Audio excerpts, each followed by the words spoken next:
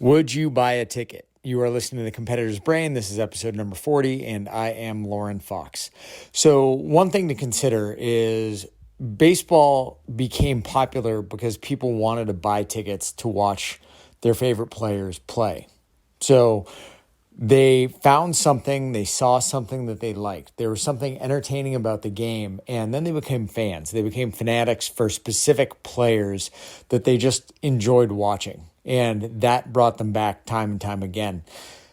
You know, you look at the greats of the game and they had something. You know, Willie Mays, just the way that he played the game. Jackie Robinson, again, the way that he played the game with that just sense of urgency.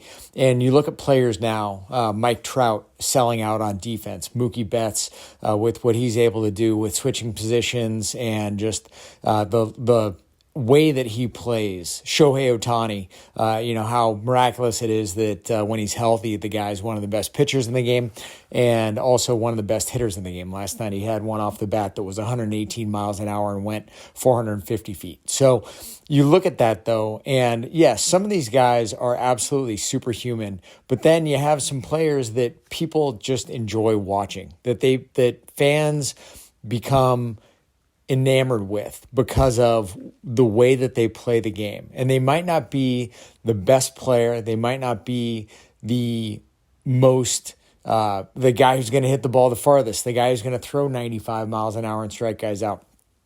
They just might be fun to watch. And those are the ones a lot of times that people buy tickets for. The ones that, you walk around the Red Sox and you might see some names on the backs of jerseys that people are wearing in the stands that maybe guys that you just don't remember as well. Kike Hernandez was always a fan favorite, kind of a little bit of a flashy player, played a number of positions, did a lot of things well, sold out for the team a lot.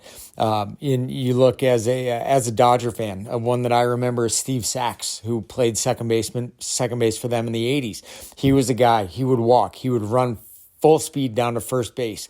He somehow managed to survive and thrive in his career after he had a period of time where he couldn't throw the ball to first base. He was on late night talk shows and kind of the brunt of jokes and survived and had a long career after that. So there are reasons that you can become a player that other people want to watch play this wonderful game. And you need to look at yourself every day and say, am I being a player that I would want to watch play?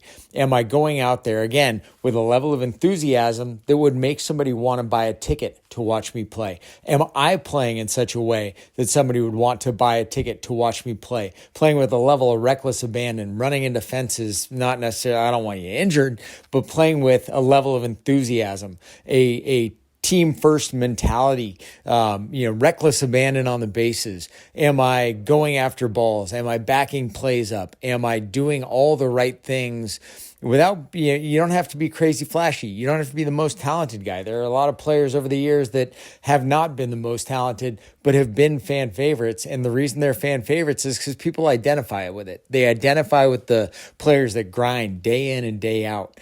And fans can see that. I don't know how they see it, but they see it. How can you portray that level of care, that level of enthusiasm for the game, respect for the game, regardless of whether it's a game of baseball or the game of sales or the game, if you're playing hoops, you name it. How do you become a player who is getting the hustle points, who is doing the things, as they say, that are not seen on the stat sheet? Because if you're doing the things that are not seen on the stat sheet, Dennis Rodman didn't score a whole lot of points. How many Chicago Bulls teams did he win championships with? You can do things that are not seen on the stat sheet, that might not involve putting the ball in the basket, but that sure make it easier for your teammates to win. And isn't that what it's all about anyway?